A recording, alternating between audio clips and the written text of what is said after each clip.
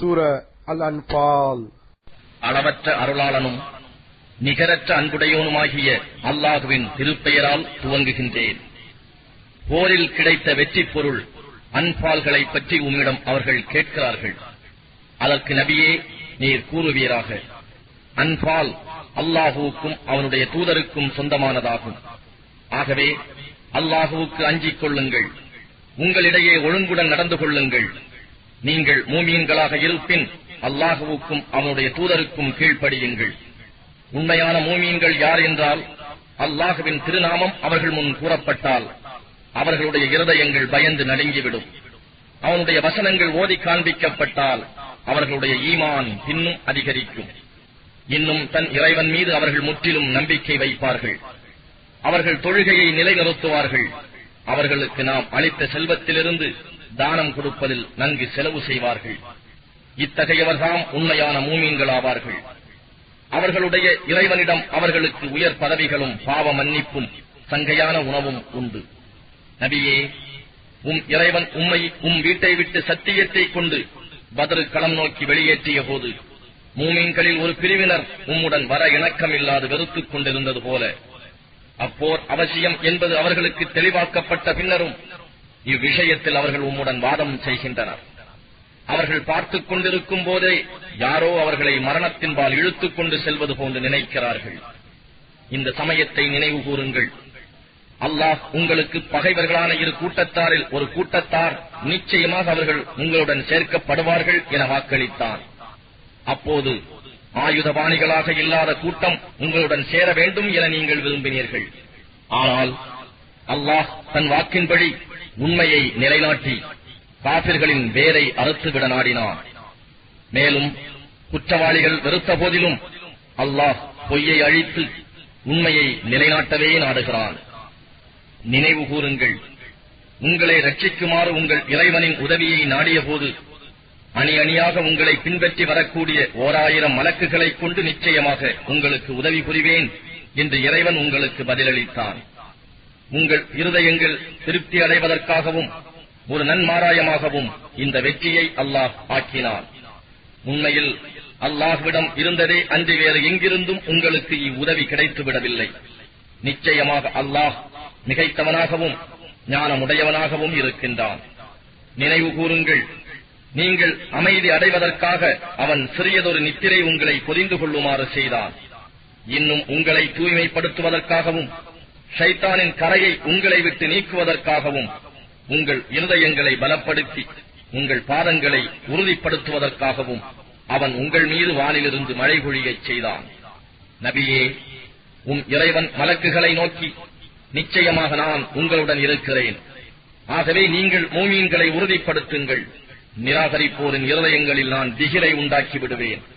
நீங்கள் அவர்கள் பிடரிகளின் மீது வெட்டுங்கள், அவர்களுடைய விரல் நுனிகளையும் வெட்டிவிடுங்கள் என்று வஹி மூலம் அறிவித்ததை நினைவு கூறும்.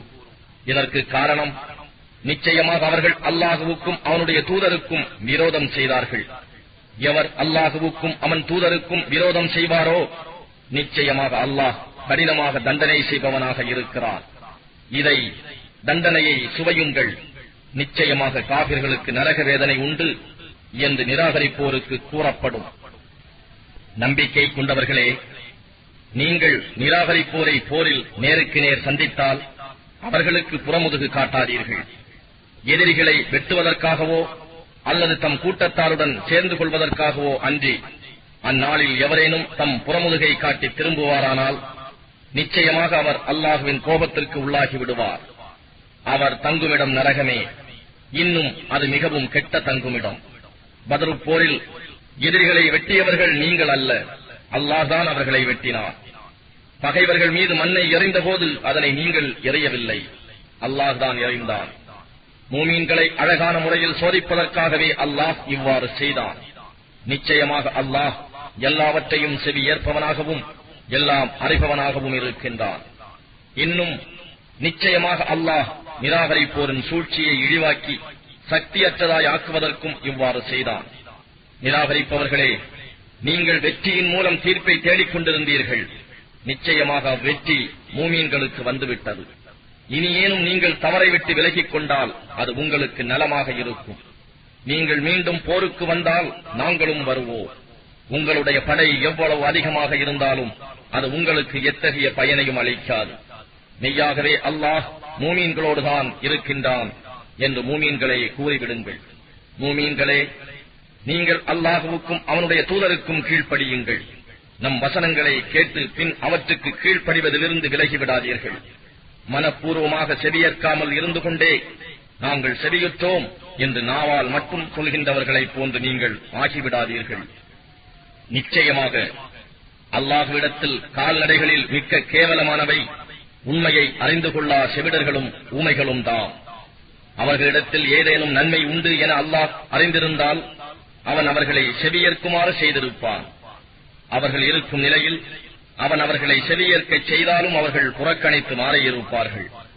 ஈமான் கொண்டவர்களே, அல்லாஹுவும் அவன் தூதரும் உங்களை உங்களுக்கு உயிர் அளிக்கக்கூடிய காரியத்தின்பால் அழைத்தால் நீங்கள் அவர்களுடைய சொல்லை ஏற்றுக்கொள்ளுங்கள். இன்னும் மெய்யாகவே அல்லாஹ் மனிதனுக்கும் அவன் இருதயத்திற்கும் இடையேயும் இருக்கின்றான் என்பதையும் அவனிடத்திலேயே நீங்கள் ஒன்று சேர்க்கப்படுவீர்கள் என்பதையும் உறுதியாக அறிந்து கொள்ளுங்கள். நீங்கள் வேதனைக்கு பயந்து கொள்ளுங்கள். அது உங்களில் அநியாயம் செய்தவர்களை மட்டும்தான் குறிப்பாக பிடிக்கும் என்பதில்லை. நிச்சயமாக அல்லாஹ் தண்டனை அளிப்பதில் கடுமையானவன் என்பதையும் நன்கு அறிந்து கொள்ளுங்கள். நீங்கள் பூமியில் மக்காவில் சிறு தொகையினராகவும் பலகீனர்களாகவும் இருந்த நிலையில் உங்களை எந்த நேரத்திலும் மனிதர்கள் இராஞ்சிக் கொண்டு சென்று விடுவார்கள் என்று நீங்கள் பயப்பட்டுக் கொண்டிருந்த போது அவன் உங்களுக்கு மதீனாவில் புகலிடம் அளித்து தன் உதவியைக் கொண்டு உங்களை பலப்படுத்தினான். இன்னும் பரிசுத்தமான ஆகாரங்களையும் அவன் உங்களுக்கு அளித்தான். இவற்றை நினைவு கூர்ந்து அவனுக்கு நீங்கள் நன்றி செலுத்துவீர்களாக. ஈமான் கொண்டவர்களே, நீங்கள் அல்லாஹுவுக்கும் அவனுடைய தூதருக்கும் மோசம் செய்யாதீர்கள். நீங்கள் அறிந்து கொண்டே உங்களிடம் உள்ள அமானித பொருட்களிலும் மோசம் செய்யாதீர்கள். நிச்சயமாக உங்கள் செல்வமும் உங்கள் குழந்தைகளும் உங்களுக்கு சோதனையாக இருக்கின்றன. நிச்சயமாக அல்லாஹ்விடத்தில் தான் மிகவும் உயர்ந்த நற்கூலி உண்டு என்பதை நீங்கள் நன்கு அறிந்து கொள்ளுங்கள். ஈமான் கொண்டவர்களே, நீங்கள் அல்லாஹுவுக்கு அஞ்சி நடந்து கொள்வீர்களானால் அவன் உங்களுக்கு நன்மை தீமையை பிரித்து அறிந்து நடக்கக்கூடிய பண்பாட்டை அளிப்பான். இன்னும் உங்களை விட்டும் உங்கள் பாவங்களை போக்கி உங்களை மன்னிப்பான். ஏனெனில் அல்லாஹ் மகத்தான அருட்கொடையுடையவன். நபியே, உம்மை சிறைப்படுத்தவோ அல்லது உம்மை கொலை செய்யவோ அல்லது உம்மை ஊரை விட்டு வெளியேற்றி விடவோ நிராகரிப்போர் சூழ்ச்சி செய்து கொண்டிருந்தனர். அல்லாஹுவும் அவர்களுக்கு எதிராக சூழ்ச்சி செய்து கொண்டிருந்தார். சூழ்ச்சி செய்வோரிலெல்லாம் அல்லாஹ் மிகவும் மேன்மையுடையவன். அவர்கள் மீது நம் வசனங்கள் ஓதி காண்பிக்கப்பட்டால் அவர்கள், நாம் நிச்சயமாக இவற்றை முன்னரே கேட்டிருக்கிறோம், நாங்கள் நாடினால் இதைப்போல் சொல்லிவிடுவோம், இது முன்னோர்களின் கட்டுக்கதைகளே அன்றி வேறில்லை என்று சொல்கிறார்கள். இன்னும் நிராகரிப்போர், அல்லாஹும்ம, இது உன்னிடம் இருந்து வந்தது உண்மையானால் எங்கள் மீது வானத்திலிருந்து கல்மாரி பெய்யச் செய் அல்லது எங்களுக்கு ஒரு நோவினைமிக்க வேதனையை அனுப்பு என்று அவர்கள் கூறினார்களே, அதையும் நபியே நீர் நினைவு கூறும். ஆனால் நீர் அல்லாஹ்விடையே இருக்கும் வரையிலும் அல்லாஹ் அவர்களை வேதனை செய்ய மாட்டான். மேலும் அவர்கள் பாவ மன்னிப்பை கேட்டுக் கொண்டிருக்கும் போதும் அல்லாஹ் அவர்களை வேதனை செய்பவனாக இல்லை. இக்காரணங்கள் இல்லாது அல்லாஹ் அவர்களை வேதனை செய்யாமல் இருக்க வேறு காரணம் என்ன இருக்கிறது? அவர்கள் கஅபாவின் காரியஸ்தர்களாக இல்லாத நிலையில் அந்த சங்கையான பள்ளிக்கு மக்கள் செல்வதை தடுக்கின்றார்கள். அதன் காரியஸ்தர்கள் பயபக்தி உடையவர்களே அன்றி வேறெவரும் இருக்க முடியாது. எனினும் அவர்களில் பெரும்பாலோர் இதனை அறிய மாட்டார்கள். அப்பள்ளியில் அவர்களுடைய தொழுகையெல்லாம் சீட்டி அடிப்பதும் கைகட்டுவதுமே தவிர வேறில்லை. ஆகவே மறுமையில் அவர்களுக்கு கூறப்படும், நீங்கள் நிராகரித்ததன் காரணமாக இப்போது வேதனையை சுவையுங்கள் என்று. நிச்சயமாக நிராகரிப்பவர்கள் தங்கள் செல்வங்களை அல்லாஹ்வின் பாதையில் மனிதர்கள் செல்வதை தடுப்பதற்காக செலவு செய்கின்றனர். இவ்வாறே அவர்கள் தொடர்ந்து செலவு செய்து கொண்டிருப்பார்கள். முடிவில் அது அவர்களுக்கே துக்கமாக அமைந்துவிடும். பின்னர் அவர்கள் வெற்றி கொள்ளப்படுவார்கள். இறுதியில் நிராகரிப்பவர்கள் நரகத்தில் ஒன்று சேர்க்கப்படுவார்கள். அல்லாஹ் நல்லவர்களையும் கெட்டவர்களையும் பிரிப்பதற்காகவும் கெட்டவர்கள் ஒருவர் மீது ஒருவராக அடுக்கப் பெற்று ஒன்று சேர்க்கப்பட்ட பின் அவர்களை நரகத்தில் போடுவதற்காகவுமே இவ்வாறு செய்கிறான். எனவேதாம் நஷ்டமடைந்தவர்கள். நிராகரிப்போருக்கு நபியே நீர் கூறும், இனி ஏனும் அவர்கள் விஷமங்களை விட்டும் விலகிக் கொள்வார்களானால் அவர்கள் முன்பு செய்த குற்றங்கள் அவர்களுக்கு மன்னிக்கப்படும். ஆனால் அவர்கள் முன்போலவே விஷமங்கள் செய்ய மீண்டும் முற்படுவார்களானால் முன் சென்றவர்களின் கதியே இவர்களுக்கும் வரும். மூமீன்களே, இவர்களுடைய விஷமங்கள் முற்றிலும் நீங்கி அல்லாஹுவின் மார்க்கம் முற்றிலும் அல்லாஹுவுக்கே ஆகும் வரையில் அவர்களுடன் போர் புரியுங்கள். ஆனால் அவர்கள் விஷமங்கள் செய்வதிலிருந்து விலகிக் கொண்டால் நிச்சயமாக அல்லாஹ் அவர்கள் செய்வதை உற்று நோக்கியவனாகவே இருக்கின்றான். அவர்கள் மாறு செய்தால் நிச்சயமாக அல்லாஹ் உங்களுடைய பாதுகாவலன் என்பதை அறிந்து கொள்ளுங்கள். அவன் பாதுகாப்பதிலும் மிகச் சிறந்தவன், இன்னும் உதவி செய்வதிலும் மிகவும் சிறந்தவன். மூமின்களே, உங்களுக்கு போரில் கிடைத்த வெற்றி பொருள்களில் இருந்து நிச்சயமாக 5 பங்கு அல்லாஹ்வுக்கும் அவன் தூதருக்கும், 1 பங்கு அவர்களுடைய பந்துக்களுக்கும், 1 பங்கு அனாதைகளுக்கும், 1 பங்கு ஏழைகளுக்கும், 1 பங்கு வழிப்போக்கர்களுக்கும் உரியதாகும். மெய்யாகவே நீங்கள் அல்லாஹ்வின் மீது ஈமான் கொண்டு 2 படைகள் சந்தித்து தீர்ப்பளித்த பத்ர் நாளில் நாம் நம் அடியார் மீது இறக்கி வைத்த உதவியை அல்லாஹ்வே அளித்தான் என்பதையும் நீங்கள் நம்புவீர்களானால் மீ கூறியது பற்றி உறுதியாக அறிந்து கொள்ளுங்கள். நிச்சயமாக அனைத்து பொருட்களின் மீதும் பேராற்றல் உடையவன். பத்ர் போர்க்களத்தில் மதீனா பக்க பள்ளத்தாக்கில் நீங்களும் எதிரிகள் தூரமான கோடியிலும் குறைஷி வியாபாரிகளாகிய வாகனக்காரர்கள் உங்கள் கீழ்ப்புறத்திலும் இருந்தீர்கள். நீங்களும் அவர்களும் சந்திக்கும் காலம் இடம் பற்றி வாக்குறுதி செய்திருந்த போதிலும் அதை நிறைவேற்றுவதில் நிச்சயமாக கருத்து வேற்றுமை கொண்டிருப்பீர்கள். ஆனால் செய்யப்பட வேண்டிய காரியத்தை அல்லாஹ் நிறைவேற்றுவதற்காகவும் அழிந்தவர்கள் தக்க முகாந்தரத்துடன் அழிவதற்காகவும் தப்பி பிழைத்தவர்கள் தக்க முகாந்திரத்தை கொண்டே தப்பிக்கவும் இவ்வாறு அவன் செய்தான். நிச்சயமாக அல்லாஹ் செவியேற்பவனாகவும் அறிபவனாகவும் இருக்கின்றான். நபியே, கனவில் அவர்களின் தொகையில் குறைவாக காண்பித்ததையும் அவர்களை உமக்கு அதிகமாக காண்பித்திருந்தால் நீங்கள் தைரியம் இழந்து போர் நடத்தும் காரியத்தில் நீங்கள் ஒருவருக்கொருவர் பிணங்கி தர்க்கம் செய்து கொண்டிருந்திருப்பீர்கள். எனினும் அப்படி நடந்துவிடாமல் உங்களை அல்லாஹ் காப்பாற்றினான். நிச்சயமாக அவன் எல்லா உள்ளங்களின் ரகசியங்களை நன்கறிபவன். நீங்களும் அவர்களும் போரில் சந்தித்த போது அவன் உங்களுடைய பார்வையில் அவர்களுடைய எண்ணிக்கையை குறைவாக காண்பித்தான். இன்னும் உங்கள் தொகையை அவர்களுடைய பார்வையில் குறைவாக காண்பித்தான். இவ்வாறு அவன் செய்தது அவன் விதித்த ஒரு காரியத்தை அவன் நிறைவேற்றுவதற்காகவே ஆகும். அல்லாஹ்விடமே எல்லா காரியங்களும் சென்று முடிவடைகின்றன. ஈமான் கொண்டவர்களே, நீங்கள் போரில் எதிரியின் கூட்டத்தாரை சந்திப்பீர்களாயின் உறுதியாக இருங்கள். அல்லாஹ்வை அதிகமாக தியானம் செய்யுங்கள், நீங்கள் வெற்றி அடைவீர்கள். இன்னும் அல்லாஹ்வுக்கும் அவனுடைய தூதருக்கும் கீழ்ப்படியுங்கள். உங்கள் தைரியத்தையும் உங்கள் பலத்தையும் இழந்து விடாமல் இருப்பதற்காக நீங்கள் ஒருவருக்கொருவர் பிணங்கி விவாதம் செய்யாதீர்கள். துன்பங்களை சகித்துக் கொண்டு நீங்கள் பொறுமையாக இருங்கள். நிச்சயமாக அல்லாஹ் பொறுமை உடையவர்களுடன் இருக்கின்றான். பெருமைக்காகவும் மனிதர்களுக்கு காண்பிப்பதற்காகவும் தங்கள் வீடுகளிலிருந்து வெளிக்கிளம்பி முஸ்லிம்களுக்கு எதிராக பத்ரில் மக்களை அல்லாஹுடைய பாதையை விட்டு தடுத்தார்களே, அவர்களைப் போன்று நீங்கள் ஆகிவிடாதீர்கள். அவர்கள் செய்வதை அல்லாஹ் சூழ்ந்து அறிந்தவனாக இருக்கின்றான். ஷைத்தான் அவர்களுடைய பாவச் செயல்களை அவர்களுக்கு அழகாக காண்பித்து, இன்று உங்களை மனிதர்களில் எவரும் வெற்றி கொள்ள முடியாது, மெய்யாக நான் உங்களுக்கு துணையாக இருக்கின்றேன் என்று கூறினான். 2 படைகளும் நேருக்கு நேர் சந்தித்த போது அவன் புறங்காட்டி பின் சென்று, மெய்யாக நான் உங்களை விட்டு விலகிக் கொண்டேன், நீங்கள் பார்க்க முடியாததை நான் பார்க்கின்றேன், நிச்சயமாக நான் அல்லாஹுவுக்கு பயப்படுகிறேன், அல்லாஹ் தண்டனை கொடுப்பதில் கடினமானவன் என்று கூறினான். முனாஃபிக்குகளும் நயவஞ்சகர்களும் தம் இருதயங்களில் நோய் உள்ளவர்களும் முஸ்லிம்களை சுட்டிக்காட்டி இவர்களை இவர்களுடைய மார்க்கம் மயக்கி ஏமாற்றிவிட்டது என்று கூறினார்கள். அல்லாஹ்வை எவர் முற்றிலும் நம்புகிறாரோ நிச்சயமாக அல்லாஹ் சக்தியில் மிகைத்தவனாகவும் ஞானமுடையவனாகவும் இருக்கின்றான் என்பதில் உறுதி கொள்வார்களாக. மலக்குகள் நிராகரிப்போரின் உயிர்களை கைப்பற்றும் போது நீங்கள் பார்ப்பீர்களானால் மலக்குகள் அவர்களுடைய முகங்களிலும் முதுகுகளிலும் அடித்துக் கூறுவார்கள், எரிக்கும் நரக வேதனையை சுவையுங்கள் என்று. இதற்கு காரணம் உங்கள் கைகள் முன்னமேயே செய்து அனுப்பிய பாவச் செயல்களேயாம்.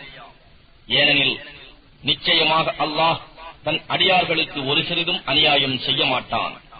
இவர்களின் நிலைமை ஃபிரௌனின் கூட்டத்தார்களுடையவும் அவர்களுக்கு முன்பு இருந்தவர்களுடையவும் நிலைமையை போன்றதேயாகும். இவர்களைப் போலவே அவர்களும் அல்லாஹ்வின் அத்தாட்சிகளை நிராகரித்தனர். அவர்களுடைய பாவங்களின் காரணமாக அல்லாஹ் அவர்களை பிடித்துக் கொண்டான். நிச்சயமாக அல்லாஹ் பேராற்றலுடையோன், தண்டிப்பதில் கடுமையானவன். ஏனெனில் எந்த ஒரு சமுதாயமும் தன் உள்ளத்தில் உள்ள போக்குகளை மாற்றிக்கொள்ளாத வரையில் அல்லாஹ் அவர்களுக்கு வழங்கிய அருட்கொடைகளை மாற்றிவிடுவதில்லை. நிச்சயமாக அல்லாஹ் எல்லாவற்றையும் செவி உறுபவனாகவும் யாவற்றையும் நன்கு அறிபவனாகவும் இருக்கின்றான்.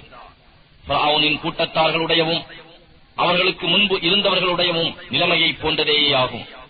அவர்களும் இவர்களைப் போலவே தம் இறைவனின் வசனங்களை பொய்ப்பித்தார்கள். ஆகவே நாம் அவர்களை அவர்களுடைய பாவங்களின் காரணமாக அழித்தோம். இன்னும் ஃபிரௌனின் கூட்டத்தாரை மூழ்கடித்தோம். அவர்கள் அனைவரும் அநியாயக்காரர்களாக இருந்தார்கள். நிச்சயமாக அல்லாஹ்விடத்தில் மிருகங்களிலெல்லாம் மிகவும் கெட்டவை நிராகரிப்பவர்கள்தாம். அவர்கள் நம்பிக்கை கொள்ளவே மாட்டார்கள். நபியே, இவர்களில் நீர் எவருடன் உடன்படிக்கை செய்து கொண்டாலும் ஒவ்வொரு தடவையும் அவர்கள் தம் உடன்படிக்கையை முறித்தே வருகின்றனர். அவர்கள் அல்லாஹுவுக்கு அஞ்சுவதே இல்லை. எனவே போரில் நீர் அவர்கள் மீது வாய்ப்பை பெற்றுவிட்டால் அவர்களுக்கு பின்னால் உள்ளவர்களும் பயந்தோடும்படி சிதறடித்து விடுவீராக. இதனால் அவர்கள் நல்லறிவு பெறட்டும். உம்முடன் உடன்படிக்கை செய்திருக்கும் எந்த கூட்டத்தாரும் மோசம் செய்வார்கள் என நீர் பயந்தால் அதற்கு சமமாகவே அவ்வுடன்படிக்கையை அவர்களிடம் எறிந்துவிடும். நிச்சயமாக அல்லாஹ் மோசம் செய்பவர்களை நேசிப்பதில்லை. நிராகரிப்பவர்கள் தாங்கள் தண்டனையிலிருந்து தப்பித்துக் கொண்டதாக எண்ண வேண்டாம். நிச்சயமாக அவர்கள் இரையச்சமுடையோரை தோற்கடிக்கவே முடியாது. அவர்களை நிராகரிப்பவர்களை எதிர்ப்பதற்காக உங்களால் இயன்ற அளவு பலத்தையும் திறமையான போர் குதிரைகளையும் ஆயத்தப்படுத்திக் கொள்ளுங்கள். இதனால் நீங்கள் அல்லாஹ்வின் எதிரியையும் உங்களுடைய எதிரியையும் அச்சமடையச் செய்யலாம். அவர்கள் அல்லாத வேறு சிலரையும் நீங்கள் அச்சமடையச் செய்யலாம். அவர்களை நீங்கள் அறிய மாட்டீர்கள். அல்லாஹ் அவர்களை அறிவான். அல்லாஹ் உடைய வழியில் நீங்கள் எதை செலவு செய்தாலும் அதற்கான கூலி உங்களுக்கு பூரணமாகவே வழங்கப்படும். அதில் உங்களுக்கு ஒரு சிறிதும் அநீதம் செய்யப்பட மாட்டாது. அவர்கள் சமாதானத்தின் பக்கம் சாய்ந்து இணங்கி வந்தால் நீங்களும் அதன் பக்கம் சாய்வீர்களாக. அல்லாஹுவின் மீதே உறுதி நம்பிக்கை வையுங்கள். நிச்சயமாக அவன் எல்லாவற்றையும் செவியுறுவோனாகவும் நன்கு அறிபவனாகவும் இருக்கின்றான். ஆனால் அவர்கள் உம்மை ஏமாற்ற எண்ணினால் நிச்சயமாக அல்லாஹ் உமக்கு போதுமானவன். அவன்தான் உம்மை தன் உதவியைக் கொண்டும் மூமீன்களைக் கொண்டும் பலப்படுத்தினான்.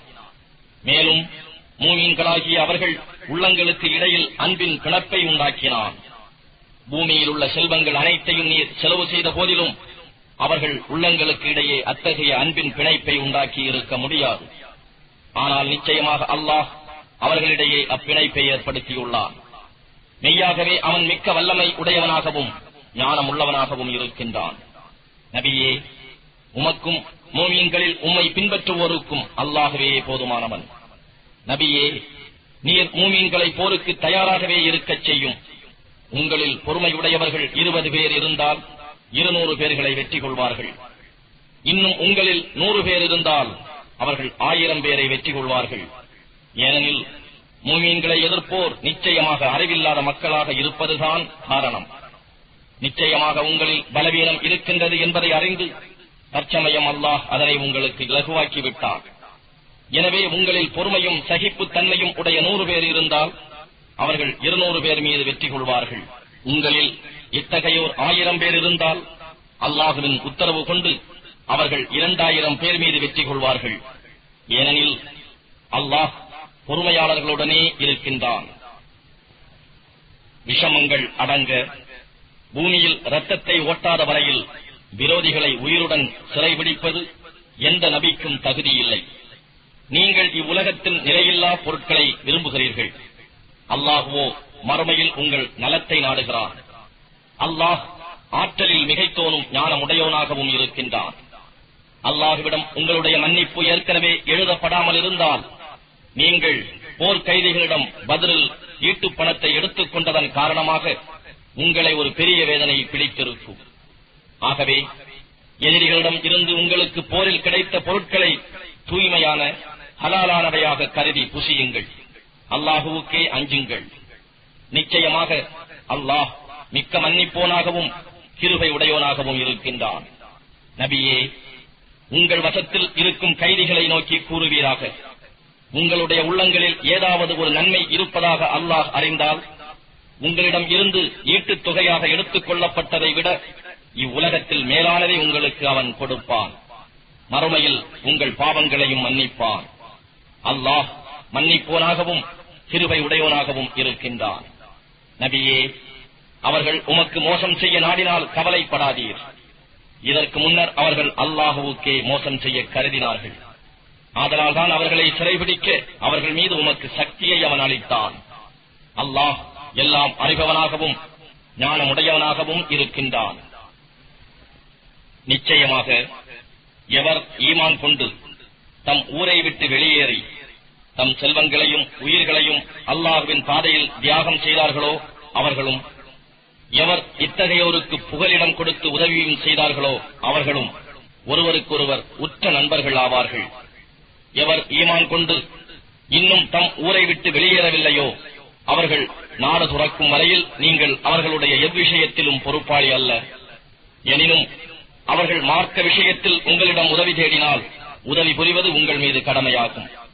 ஆனால் உங்களிடம் உடன்படிக்கை செய்து கொண்டிருக்கும் ஒரு சமூகத்துக்கு விரோதமாக அவர்களுக்கு உதவி செய்வது கூடாது. அல்லாஹ் நீங்கள் செய்பவற்றை நன்கு கவனித்துக் கொண்டே இருக்கின்றான். நிராகரிப்பவர்களில் சிலருக்கு சிலர் பாதுகாவலர்களாக இருக்கின்றனர். நீங்கள் இதை செய்யாவிட்டால், அதாவது ஒருவருக்கொருவர் பாதுகாவலராக இருக்காவிட்டால் பூமியில் குழப்பமும் பெரும் கலகமும் இருக்கும். எவர்கள் ஈமான் கொண்டு தம் ஊரை துறந்து அல்லாஹுவின் பாதையில் போர் புரிகின்றாரோ அத்தகையவரும், எவர் அத்தகையவர்களுக்கு புகலிடம் கொடுத்து உதவி செய்கின்றார்களோ அவர்களும் தான் உண்மையான மோமீன்கள் ஆவார்கள். அவர்களுக்கு மன்னிப்பு உண்டு, கண்ணியமான உணவும் உண்டு. இதன் பின்னரும் எவர்கள் ஈமான் கொண்டு தம் ஊரை துறந்து உங்களுடன் சேர்ந்து மார்க்கத்திற்காக போர் புரிகின்றார்களோ அவர்களும் உங்களைச் சேர்ந்தவர்களே. இன்னும் அல்லாஹுவின் வேத விதிப்படி உங்கள் உறவினர்களே. ஒருவர் மற்றொருவருக்கு மிக நெருக்கமுடையவர்களும் ஆவார்கள். நிச்சயமாக அல்லாஹ் எல்லா பொருட்களையும் நன்கு அறிந்தவனாக இருக்கின்றான்.